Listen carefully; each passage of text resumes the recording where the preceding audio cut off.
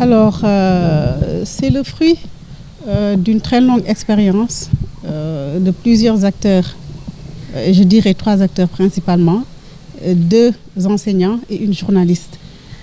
qui ont longtemps cheminé et travaillé sur des questions de santé, principalement la santé de la reproduction, l'hygiène menstruelle et toutes les questions qui touchent la femme et qui concernent l'environnement scolaire. C'est un guide de 46 pages avec des séquences qui tournent autour des tabous, des séquences qui tournent autour de l'éducation, de la formation pratique, de l'hygiène, du transfert de compétences pour parler un peu en vrac. Et un guide également qui permet à la jeune fille, mais également aux parents, aux acteurs en milieu scolaire et à tous les acteurs qui interagissent en communauté de pouvoir aider la jeune fille à la préparer, à accueillir les menstrues, aider les parents à conseiller leurs enfants, mais également susciter le soutien, mais également l'appui de la part des hommes, que vous soyez père, que vous soyez camarade de classe, garçon. Vous avez le devoir de soutenir ces jeunes filles parce que les menstrues et la puberté, ce sont des périodes un peu, sont des choses un peu délicates, mais qui peuvent être apprivoisées par la jeune fille si elle est bien préparée à l'accueillir quand même. Alors, notre partenariat avec COSYDEP date de la création de notre organisation et association qui s'appelle Action éducative. Pour une toute première activité, nous avions déjà collaboré dans le cadre d'une dictée que nous avions lancée qui s'appelle Dictéphonie Dictéphone. Et cette initiative ayant donné les résultats que nous savons, nous avons jugé utile donc de poursuivre ce partenariat avec COSYDEP Thiès, représenté ici par Pape Abdoulaye Mbeng, un homme vraiment très engagé et qui aime vraiment donner le meilleur de lui-même et qui, on le sait, travaille également sur des questions de santé concernant l'enfant, concernant les droits humains, concernant le droit des jeunes filles, mais également quelqu'un qui aime faire de la qualité. Et comme nous sommes une association qui veut donner de la valeur ajoutée à ce qui est déjà là, parce que nous savons que d'autres acteurs ont travaillé avant nous sur ces différentes questions. Donc, ce que nous pouvons faire, c'est amener une valeur ajoutée à ce qui est déjà fait, mais également voir dans quelle mesure innover pour pouvoir rester dans l'air du temps. Alors, après les post-it qui ont été affichés sur le mur des idées, je peux l'appeler ainsi, nous avons vu des mots tels que satisfaction, tels que masculinité positive, tels que hygiène menstruelle. Et nous, les organisateurs et co-auteurs de ce guide, nous sommes vraiment à notre tour satisfaits parce que le message est passé. Nous avons vu des adolescents qui ont témoigné, mais également des jeunes filles qui ont témoigné du soutien qu'ils obtiennent en général à la maison de la part de leur père, mais également de la part de leurs camarades garçons qui sont en classe et qui, aujourd'hui, ont franchi le pas en venant. Ils pouvaient se dire que ce sont des histoires de filles. Nous ne voulons pas aller là-bas. Mais ils se sont affichés et ils ont délivré un message vraiment très important. Et à travers ce guide, nous voulons donner à la fille les capacités de pouvoir se gérer, savoir que l'hygiène menstruelle, ce n'est pas la fin du monde. Nous l'avons toutes vécu. C'est une période que l'on doit vivre en sécurité et en toute sérénité. Parce que, en quelque sorte, et en fin de compte, c'est une grande fierté, à mon avis, pour une fille d'avoir ces règles. Alors, ces genres de cas doivent disparaître de l'espace scolaire. Au-delà de l'espace scolaire, ça doit disparaître même dans la communauté. Nous sommes des femmes. C'est dans notre cycle normal de vie que ces menstrues arrivent. Donc, à mon avis, tout ce qui est moquerie, tout ce qui est body shaming, ça doit disparaître. Les filles, qu'elles soient toutes jeunes ou bien les femmes, doivent être fières d'elles-mêmes, fières de ce qu'elles sont, fières de ce qu'elles peuvent donner à la communauté. Il n'y a pas de complexe d'infériorité, à mon avis. Il faut être fier de ce que nous sommes, fiers de pouvoir servir la communauté. Pour moi, c'est le plus important. Ce qu'il y a dans la tête et ce que nous avons comme compétences à transférer, c'est le plus important, pas le reste. Pour le moment, nous en sommes au lancement. C'est la toute première activité, mais il y a un paquet d'activités qui accompagnent le lancement de ce guide. La mise en place de clubs GHM, clubs gestion hygiène menstruelle dans les écoles, des rencontres avec les associations de parents d'élèves, les IME, les Badianou Gor, tous les acteurs qui gravitent autour de l'enfant sont dans le guide et doivent être impliqués. Les sages-femmes, le personnel de santé. Alors nous appelons les autorités compétentes à accompagner cette initiative. C'est une initiative version écrite, physique, mais nous pensons faire d'autres exemplaires en langue nationale, des tutoriels pour rester dans le numérique, que ce soit audio ou vidéo. Et pour ça, nous avons besoin de l'accompagnement des autorités, mais également des bonnes volontés. Pour ce guide, nous avons été avec Kadjour Diankhen, qui a vraiment mobilisé tous les moyens pour nous aider. Nous sommes également en partenariat, comme vous l'avez dit tout à l'heure, avec la COSIDEP. Ces acteurs nous ont aidés à produire ce guide. Mais pour aller vers les autres versions et également organiser des activités, il va falloir le concours de tout le monde. Un plaidoyer également auprès des chefs religieux, leaders communautaires, parce que la femme a besoin de soutien. Entre nous, peut-être il n'y a pas de souci, mais entre nous et les hommes, nous avons besoin de soutien et d'appui pour pouvoir vivre en toute maturité cette phase qui est la puberté et l'adolescence. Nous faisons également un plaidoyer pour que les équipements soient là. Quand on parle d'hygiène, ça sous-entend l'eau, la disponibilité de l'eau, l'électricité, tout ce qui est dispositif pour l'évacuation et la gestion des déchets. Dans les écoles, je sais que les dispositifs commencent à être améliorés, mais il faut que ça soit généralisé et que même dans les maisons, que les gens puissent avoir tout ce qu'il faut pour que la gestion de l'hygiène menstruelle se fasse en toute sécurité et en toute hygiène, pour éviter tout ce qui peut être pathologie, maladie, parce que les règles ne causent pas de maladie en tant que telle. Mais quand il n'y a pas l'hygiène qu'il faut, ça peut aller vers d'autres problèmes.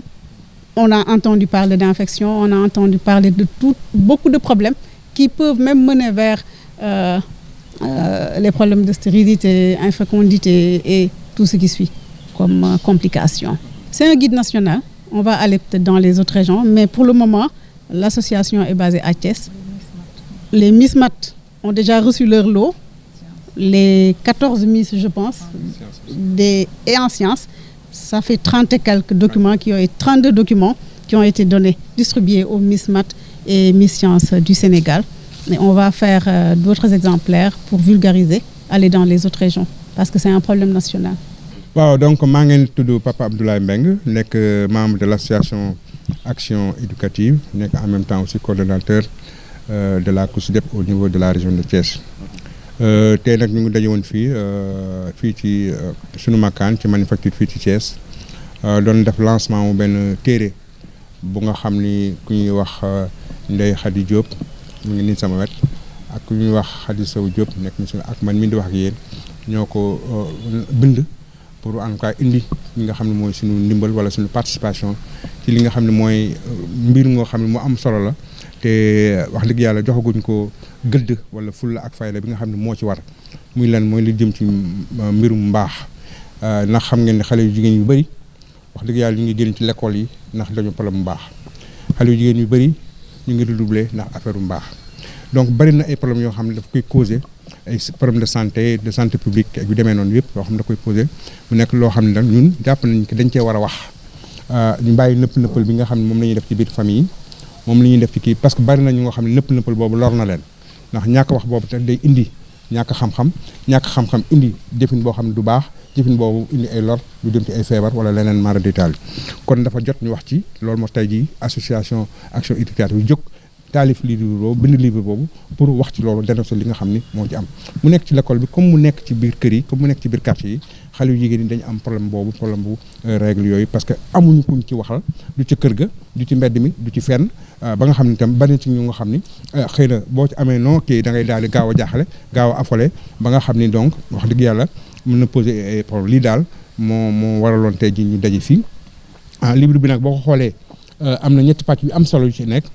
benn pàcc bi sama rak léegi Ndeye Khady ñëw na ci maanaam waxtaane bi mooy waxtaane bi communication bi waxtaan bi nga xam ne moo war a am diggante njaboot diggante waajur ak xale benn bi ci des tamit mooy xale bi tamit naka lañ koy joxe de bon comportement maanaam mu mën a jël boppam en charge am estime de soi fonk boppam jël boppam en charge ba nga xam ni loolu su amee day mel ni lu naturel ci moom du nekk lu dara bi ci des tamit ci livre bi toujours boo ko xoolee ci bind nañ ci fexe nañ ci tamit xelal nañ ci ñi nga xam ni dañuy bëgg utiliser serviette naka lañ ko utiliser muy bi ñuy sànni maanaam li ñuy wax serviette hygiénique jetable comme bi ñuy fóotaat muy serviette hygiénique lavable bi nga xam ne sax mën nga koo defaral sa bopp tey jii ci biir livre boobu wane na naka lañ koy defaree de telle sorte que daal li ñu ci mën a tënk jàpp ko daal moom mooy que am na ay acteurs yi nga xam ne dañoo regroupé wu ci au niveau de l' association action éducative jël boole seen xam-xam boole lépp lu nga xam ni jàng nañ ko ci wàllu communication jàng nañ ko ci wàllu santé jàng nañ ko ci wàllu éducation boole xam-xam yooyu yëpp wax dëgg yàlla expérience professionnelle bi ñu am yëpp daal di koy tënk ci livre boobu ñu tuddee ko guide pour les bonnes pratiques guide conseil et bonnes pratiques sur la gestion hygiénique des menstrues mu nekk loo xam ne wax dëgg yàlla yéen waa presse sax ñu ngi leen ci woo pour que ngeen jàpp ci vulgarisation bi parce que wax dëgg yàlla question loo xam buñ ko wax mais mi ngi lor ay élèves yu bëri mi ngi lor ay xale yu bëri ci biir kër gi ak ci biir koñ yi donc lu ñu war a question de santé publique ren daal maanaam. waaw mu ngoo noonu ñooñu nga xam ni ministère de la santé ak ministère de l'éducation ak sax ministère de la formation professionnelle ak fépp fu xam ne rek jigéen dafay nekk ak élève dafay nekk yemul rek ci ministère yooyu ñooñu ñëpp ñu ngi leen ci woo parce que ñoom ñëpp xam nañu que wax dëgg yàlla c'est un phénomène bi nga xam ne dafa poser problème waxuma la rek Sénégal mais dans le monde entier est-ce que xam nga ni que il y a chaque jour il y a des millions de filles qui voient leurs règles chaque jour mais loolu il faut ñu gérer ko bu ñu ko gérer wul mais ñooñu tout ce sang là boo xam ne gestion bi tout ça mais oui ça pose problème te am na ci loo xam ne sax aussi dafay nekk sax ci day dem ba poser problème ci bopp parce que gis nga deret dafa diis. del def su génnee ci nit su ci xale bu ndaw boo xam ne ay 9 ans nga am 10 ans nga am te pare waajaluñ la mën na def ci yow benn choc bu nga xam ne wax dëgg yàlla mën na la indil yeneen problème ba pare nag rawatina nag lépp lu nga xam ne dafa aajo ci ginnaaw ñàkk xam sa yaram dina indi yenn feebar yi ñàkk xam sa yaram dina indi yenn gàllankoor gis ngeen grossesse précoce yi aussi ni mu bëree donc vraiment yooyu yëpp nekk na lu nga xam ni wax dëgg yàlla la gestion hygiénique une bonne gestion hygiénique des menstrues dinañ ci am lu bëree loo xam ne mën na ko ci régler te loolu nag mu ñu cee bañ a woo góor ñi parce que ñun àddina yàlla dafa benn góor ñi jigéen ñu àndandoo di dem c'est de la complémentarité maanaam dañuy mottali ko kon jigéen ñi bu fekkee dañoo am benn jafe-jafe doo xam moom ñoom rek ñoo ko am góor ñi li seen devoir mooy jàppale leen ci jafe ndox bu oyof donc jigéen bu gis règle même xale bu ndaw gis léegi nekk ci école du ku ñuy ree du ku ñuy saboté du ku ñuy kookali ku ñuy jàppale la ku ñuy soutenir la ku ñuy suturaal la ku ñuy en quoi taxawu la ba nga xam ni loolu mu dund ko dignement parce que loolu moom rek moo am solo nag finalement jërëjëf merci. Bon asalaamaaleykum donc ma présente c'est Samba Alima Ndiaye ma ñëw fii d'abord en tant que membre de la COSYDEP mu nekk organisation boo xam ne partenaire la ci action éducative mais aussi en tant que parent maanaam am njaboot. mais aussi di acteur communautaire parce que dama yëngu ci protection de l'enfant et tout ça voilà donc ñu ñëw ñu am mbégte lool d'abord teewal fi COSYDEP en tant que partenaire ci initiative bi nga xam ni suñu collaborateur am nañu ko mooy action éducative doon présenter benn document maanaam benn guide bu am solo mais également di wax ci loo xam ne dafa am solo mbiru àdduna la parce que ku ne xam nañ ñu li ñuy traité di mbaaxu jigéen maanaam dafa ànd ak jigéen dafa ànd ak yéen ba àdduna tukkee day ànd ak jigéen donc ñu war koo xam ñu war ci am en tout cas nu ñu ci maanaam nu ñu ci jëfandikoo bon mais jigéen nag dafa bokk ci ñuy wax les couches vulnérables maanaam dañu donc ñu war leen accompagner ñu war leen dimbal te ndimbal loolu kenn jiituwu ci góor yaakaar naa sax loolu ngeen wax maanaam la masculinité maanaam positive maanaam kër di góor ñi dañoo war a jàppale jigéen ñi ci lépp li nga xam ne en tout cas dafa dal seen ko parce que ñoom ñaar la yàlla boole wàcc leen ci ko suuf pour ñu tabax maanaam société bu mu mucc ayib donc man de danaa engagé parce que giddi bi découvrir naa ci lu bëree bëri loo xam ni jar naa xam te xaw ma ko te xam naa ni bëri naa ci ay morom parce que rôle boobu ñu war a jouer pour en tout cas ñoom défi bi ñu war a relever wala défi yi nga xam ne dañ ko war a relever pour maanaam jàppale ndaw ñi surtout jigéen ñi ci li nga xam ni moom leneen suñu borom teg te mu nekk loo xam ne normal la vraiment ak gàllankoor di ci nekk ndax ñu ñàkk a xam bon vraiment comme li ñu wax ne benn loxo du tàccu je crois que ñi seq xale bi wala ñi seq jigéen gi ñëpp bu ñu àndee bokk xam bi waaw je crois bien que li ñu bëgg